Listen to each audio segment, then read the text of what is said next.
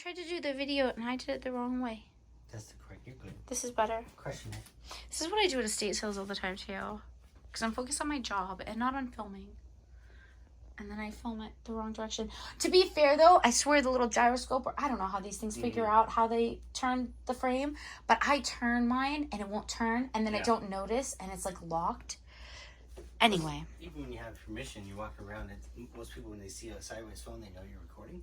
So it makes it a little bit weird. Just my theory. Yeah, I agree. I agree with your theory. I don't like the feeling of being filmed without consent. Right. And I don't think other people enjoy it. I would never do that to someone, though, to begin with. It just seems very inappropriate. Oh, like almost rude. It's not polite. If you have human beings near you, why are you putting like a wall, a barrier between you and them? 1988 Sir laughs a lot. Let's look at some of these. This is the second video. Some stuffed animals. Some values. Why is he called Sir laughs a lot? His little eyeballs so covered with the fur. I can't. I don't. And he's got My Little Pony curls all over his hat. And move aside, Princess Celestia. That's probably not even the right name. So anyway. It's a sparkly pants face. What is this? What is this spot? There was a spot in his beard. This is an owl, believe it or not. It does not look like an owl. These weird little wonky orange legs and arms. Sir Lancelot is a 1988 Halloween toy. There's witches that are worth more, like 90. Sir Lancelot is worth about 50. The owl. When he has the batteries? When he has the batteries. Don't store your batteries in your toys. Yes. Don't do it. I'm not going to turn them on. I'm not going to put batteries. It's creepy. We did it on an earlier video that we ended up deleting. It's very spooky. It's off-putting, I think is the word, right? Yeah. It's like I can't even pantomime it. No. It's sketch. That's not pantomiming. Pantomiming is silent. Imitating, mimicking. That requires audio. Pantomiming literally means I would not be making sound. Anyway. So I think we get it. I just go off on tangents. This is so pleasant. It's just hanging out with Lex and her overwhelmed brain, talking about things that have nothing to do with collectible toys. Plushies.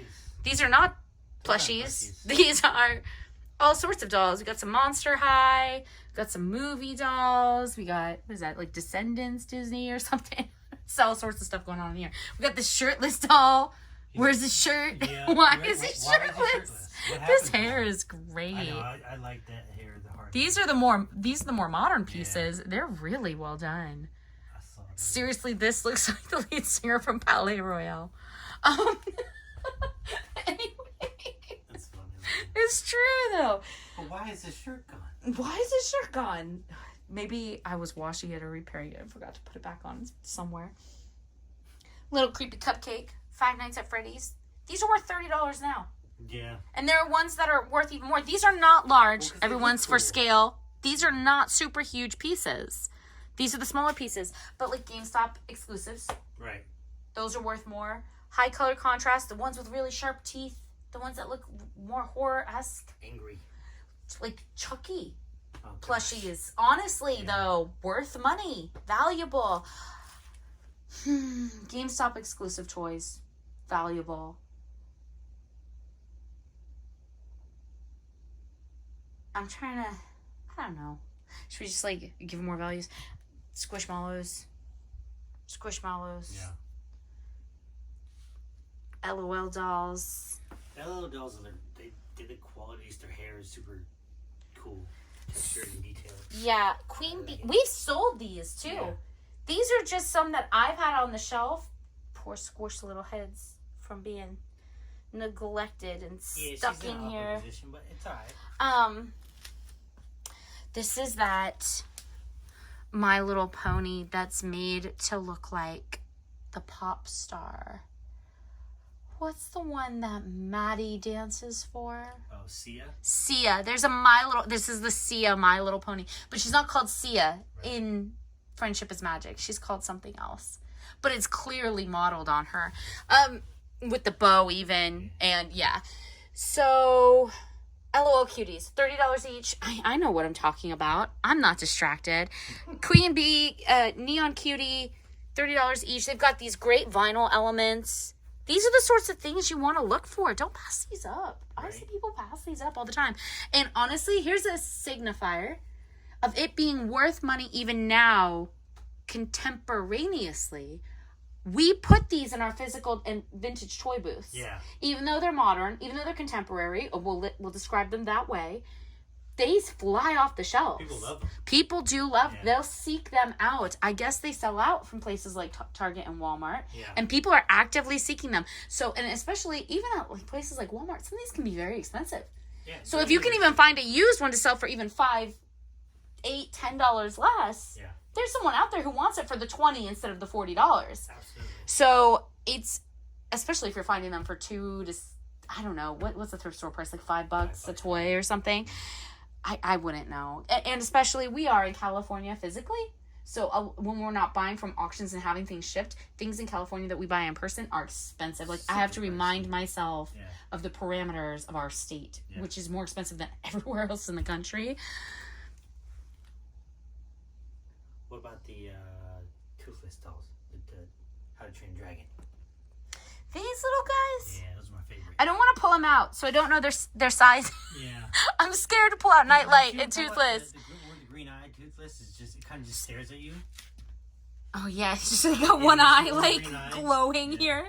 This is kind of funny. He wants to eat you. These are probably in the $20 range. They look like maybe the smaller ones. Right. This one's got some metallic elements, but honestly, neither of these are the super well embroidered. Like, here's an element to show the difference. Like, this is an embroidered eye. I can't really get it to focus very well. Let me see. There, see?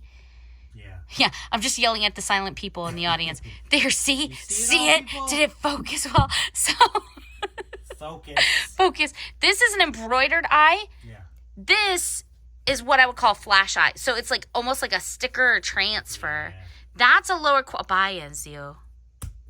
So this one's a lower quality than this embroidered one, for instance. So when you're looking for quality, that's the sort of thing you could keep an eye out for. I guess what I'm saying here is Toothless is worth more than Nightlight in this comparison. Okay. Just based on the quality of the manufacturer. Yeah. Which means it's going to be 2 different lines, 2 different releases. Bigger pieces. How to Train Your Dragon. The rarer pieces. There are some like snuck in. Like this is the one. This is actually worth more. Mm-hmm. This little guy with the felt wings. He's worth more. But the bigger ones too. I mean, you could be looking 50, 60, 70. It depends. Again, is it a Build-A-Bear? Right. Is it a cross category? It could be worth more. So many colors. There's so many toys on the shelf. It keeps going out of focus. Yeah, it happens. What else do the people want to look at? Little Pokemon. Look at this. This is an IKEA toy. The vampire? I can tell you right now, there is no way that these IKEA vampires did not sell out. Oh, absolutely. And if IKEA has any common sense, which we all know they do, they will start releasing Halloween limited edition stuffies for kids. This will be the origin of that. And it doesn't matter. It's a vampire. It's a blue vampire. It almost looks like Count Chocula done in blue. Or like, what's Vlad? The original Dracula. Right. The really scary one. Rasputin. Rasputin. Yeah. Not Rasputin. What's his name? Was it Rasputin? No, Rasputin is the Russian creepy priest who got like assassinated 15 times and wouldn't die. I'm blanking. Not Ragnarok. That's Viking Norse Armageddon. I don't know, but anyway, there's too much information in my head. Okay, what is that guy? Buy vampires! What do you think his name was at IKEA?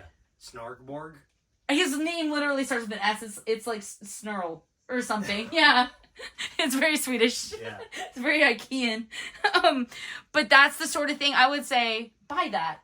Buy that for 8, 12, 15, whatever it is they're asking now. Yeah. It'll be worth more in the future. Right. It's just too weird not to be. Star Wars minis, like all these little Star Wars minis, these are all worth maybe like $15 each now. They will be worth more going forward. A lot of these characters are first-time characters. Yeah. So. Like Finn and I forget this character's name. The one with the cool. The one that's in love with the Wookiee. Yeah. I don't remember the name. She said, "Where's my Wookiee?" Yeah, Finn, C-3PO, BB-8, and close. I remember things good. What else is back here? I don't know. Some squishies. There's a little Pluto dog. You were trying to move them. There's something tie-dyed with some stripes. Yeah, all that fun stuff. Here, you do this part while I think. I gotta think. I'm getting overwhelmed by the non-thinking. So,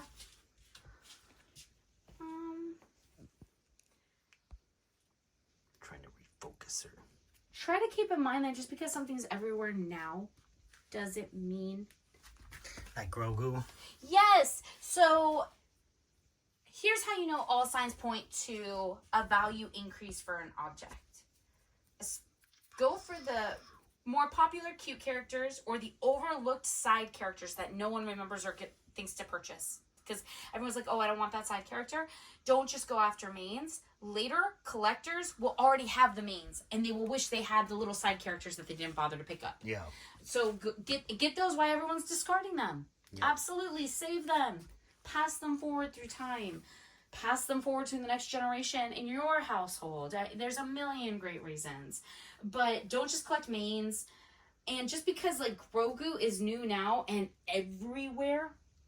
On merchandise, backpacks, lunch pails, stuffed animals, toys, keychains, comic books, toothpaste, like, everywhere with the Grogu. Socks. So because of this, the market is flooded. People are ignoring this merchandise. But here's what they're not thinking about. They're not thinking about the fact that this is the first release of this character within this franchise. The Mandalore series, like Mandalorian Grogu. This is a new character. It's a very popular character. And because everything's flooded, everyone's ignoring all of it. But these are the items now that will be the origin merchandise items from when the series was originally released. Yeah. It's the same thing. Like, think of the original Yodas. Now, Yoda's been around for 40 years. Like 4 decades. Which right there, every year, they release more merchandise. What does that tell you about their audience and the appetite a demographic has over and over again for buying more of this retail merchandise? Yeah. And then, so 40 years of that, and so you can assume Grogu's going to last at least that long. Right. Unless George Lucas takes everything to Mars or gives it all the public domain or something. I don't know. but short of something strange, a Grogu will be along for at least that. That's, you can kind of tell that. And then on top of that, this guy keeps judging me. Because he's shirtless, he's embarrassed. He's just, yeah. He's like, why am I the only one without a shirt? So, even the guy next to me's got a shirt on. Yeah, that's not fair. And he's got better hair. I don't know if that one even, does that one identify as a he? Some of the Monster High dolls, you have to be, there's lore. Like, there's canon involved, and I haven't even looked through all those. This is the shipment room. This isn't even our toy collectibles room. Right. This is like where stuff goes before we can get to it for 3 weeks. So don't ask me specifics about Monster High anything. But not that you did. I think I brought it up. See, I get so distracted when we're making videos. Anyway, that was my fault for bringing up the I was talking about Yoda and Grogu. Yeah, Yoda. So here's the thing. Yoda sells for 40 years, year after year, but it's the original 1980s pieces from when the film first came out that are now worth the most. Right. Same thing will be true of Grogu. But everyone's ignoring it because you happen to be alive during the moment when it's being introduced to the public for the first time.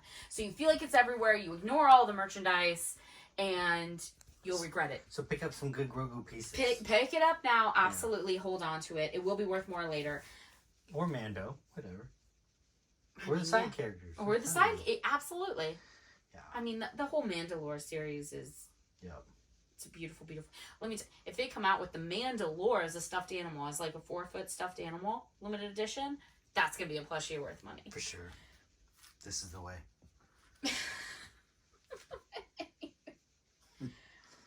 People ask. They do. They ask, how do you do what you do? Like, how do you know what's going to be collectible later? Yeah.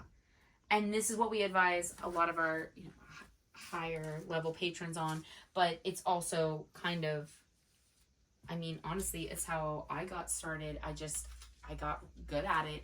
You can, I mean, it's about, how do I say this? You can think like a vintage iconographer appraiser. You can learn to perceive things this way. Yeah. I feel like it just got so serious and heavy and Yeah, deep. you dropped into a very serious. Let's bring it. But this is something that other appraisers will tell you as well. Yeah. It's not just about quality. Quality is important. It's not just about popularity. Popularity can be important. Yes. It's not just about it being niche or unique or rare, which can also be important. There is an element to all collectibles that has to do with learning. You'll know it'll be worth more, or how to identify what will be the valuable thing to collect in like 10 or 20 years. When you can't, I need tea. So if you can spot a future trend before it becomes a trend. Yes. That's how key. to spot the future trend. That's what people are really asking, whether or not they realize it. Yeah. How you do that. Right, because anyone could buy a Tiffany bracelet and like, yeah, this is a nice piece that's going to be worth a lot. Yeah, because it's been trending, right? That's not a thing. But if you can buy the But if you were around when Tiffany piece, first started producing and realized you should buy the silver chalices at that time, because it was high quality and because it was beginning to define an era, an aesthetic symbolically, you're way ahead of the game. Right. So, yes, exactly. That's a great, wonderful example. Tiffany. Oh, I could talk about Tiffany all day. No. Anyway, so this is the real trick, right? It's learning to identify, describe, classify, interpret powerful symbols. That's what iconography is. So themes and important subject matter in the arts, in the visual arts specifically, when you're dealing with tangible visual objects. Yeah. So comics like Neil Gaiman's Sandman, which he's gone on to create other books and there's TV shows and all these things, or Johnny the Homicidal Maniac comics. The reason they're worth so much now, and they sold so little then, they were niche to an extent, semi-popular, but not overwhelmingly on the public market. But what they kind of defined and were influenced by a gothic 90s aesthetic.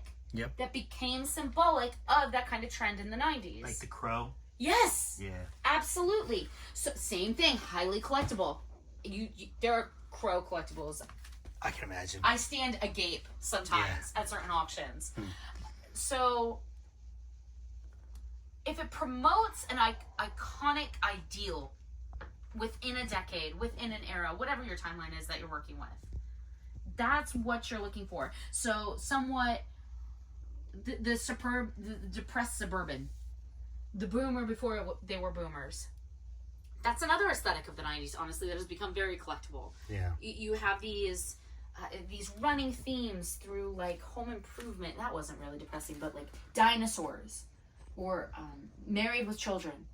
This kind of suburban aesthetic, this downplayed or downtrodden nuclear family ideal that was portrayed in certain things, like dinosaur toys from that sitcom. Would you call it a sitcom? I mean, they were animatronic, but so, can you call something that's have humans? It's a very odd show. But very collectible can be very, very valuable now. Again, because it came to express that time in a very specific way. And you can look for that, like, again, early anime aesthetic, Sailor Moon is now considered vintage Sailor Moon, very collectible. Early game tech and internet aesthetic defined that age. Game Boys, Pocket Game Boys, same idea, very valuable now. What about Studio Ghibli? Do they make plushies? Now, here's both the beautiful and horrible thing about Studio Ghibli collectibles. First of all, there are Studio Ghibli collectibles that are worth money, and definitely anything autographed. Okay. By the animators or him. Yeah. But he made everything public domain.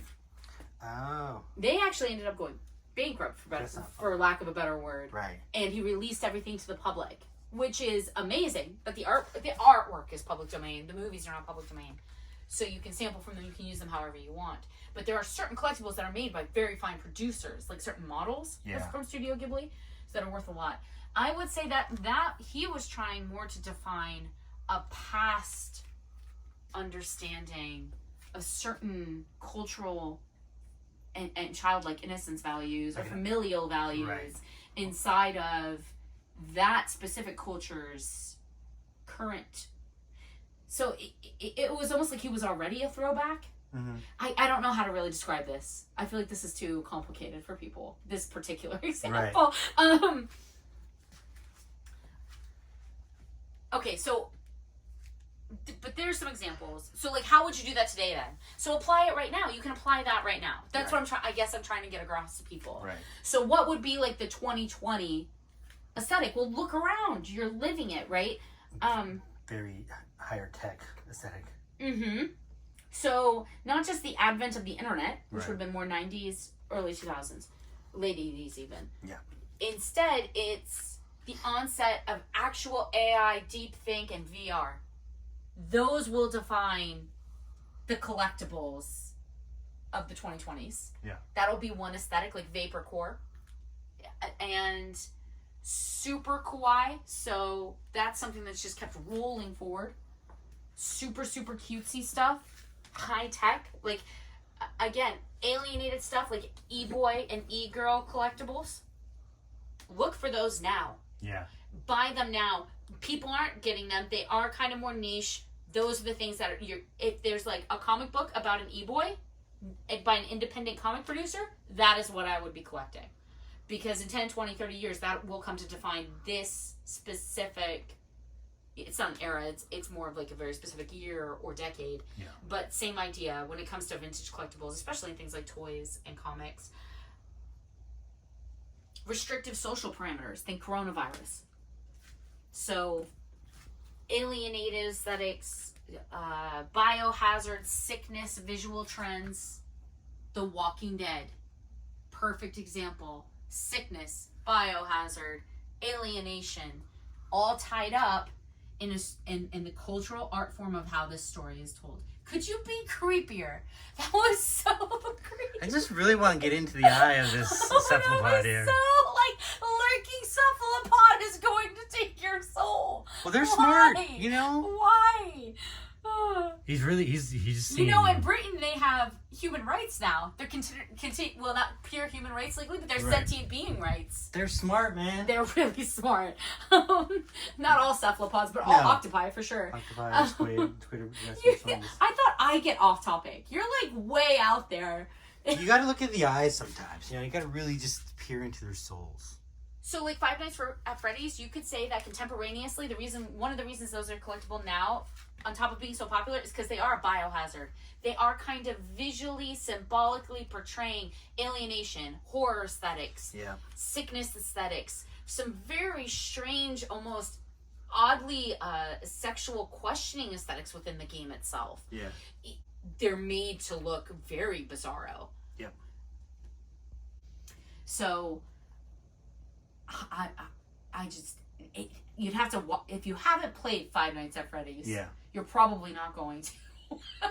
Because you already have at this point. Right. But it's like a horror tropic, cartoonish. It's blending super childish, Right. very like innocent visuals with incredible, weird, mature, thought-provoking, not in a good way, horror tropes. Yeah.